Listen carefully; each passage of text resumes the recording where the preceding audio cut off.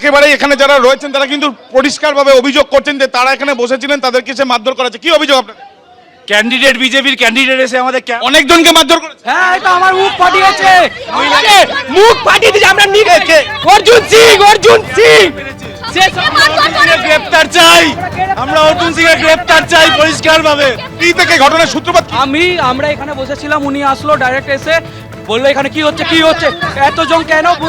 7 থেকে 8 জন। আপনারা তৃণমূল? হ্যাঁ, আমরা তৃণমূল কংগ্রেস, আমরা মমতা ব্যানার্জির 100 মিটারের ডিস্টেন্সে বসে আছি।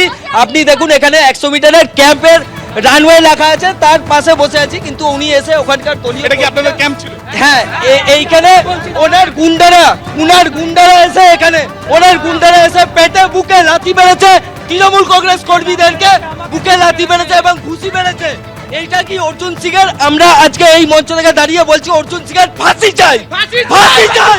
আমরা দেখছি পুলিশ এখানে রয়েছে, প্রচুর সংখ্যায় পুলিশও এখানে রয়েছে, কিন্তু যারা বিক্ষোভ করছেন তাদের যেটা বক্তব্য যে তৃণমূল কংগ্রেসের এখানে কর্মীরা তারা এখানে বসেছিলেন তাদের ক্যাম্পে, অর্জুন সিং তিনি প্রার্থী এবং বেশ কয়েকজন এসে তাদেরকে মারধর করে, আচমকাই হামলা করায়।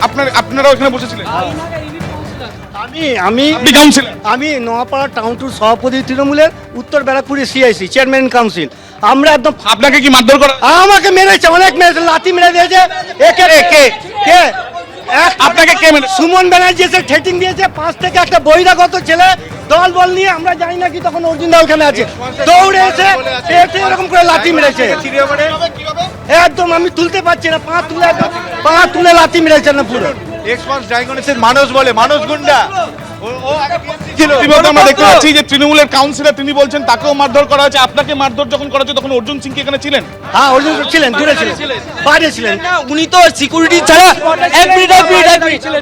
উনি তো সিকিউরিটি ছাড়া বাইরে বেরোতে পারেন না, কারণ সাধারণ মানুষের সাথে মেশার মতন ক্ষমতা ওনার নেই। আজকে কি হলো সেটা? আজকে কি হয়েছে সেটা তো 4টে, উনি এলে 12টা গাড়ি থাকে, কাছে 12টা গাড়ি দাঁড়িয়ে ছিল তৃণমূল কংগ্রেস কর্মীদের উপর। ইতিমধ্যে আমরা দেখছি একদিকে যেমন কাউন্সিলর অভিযোগ করছেন তাকে মারধর করা হচ্ছে, তার সঙ্গে প্রচুর সংখ্যায় পুলিশ এখানে রয়েছে এবং এখন দেখার বিষয়, এবং দেখা যাচ্ছে পুলিশের তরফ থেকে এখানে যে জমায়েত রয়েছে সেই জমায়েত সরানোর এখন প্রক্রিয়া চালানো হচ্ছে, কিন্তু তৃণমূল কংগ্রেসের কর্মী সমর্থক যারা এখানে রয়েছেন তাদের বক্তব্য যে তারা এখানে নির্বাচনের জন্য তারা বসেছিলেন এবং দেখা যাচ্ছে প্রচুর সংখ্যায় আরো পুলিশ আসছে। তাদের যেটা বক্তব্য এখানে যে তৃণমূল কংগ্রেসের কর্মীরা তাদের বক্তব্য তাদেরকে আক্রমণ করা হয়েছে এবং তাদেরকে এই আক্রমণ যে করা হয়েছে সেটা একেবারে পরিকল্পনা মাফিক করা হয়েছে এবং তারা অবিলম্বে শাস্তি চাইছে। ইকবালপুরের পরিস্থিতি আপনারা দেখলেন, আর অন্যদিকে নোয়াপাড়ায় আক্রান্ত তৃণমূল, অর্জুন সিং এর অনুগামীদের বিরুদ্ধে মারধরের অভিযোগ, প্রতিবাদে বিক্ষোভ তৃণমূল কংগ্রেসের কর্মীদের।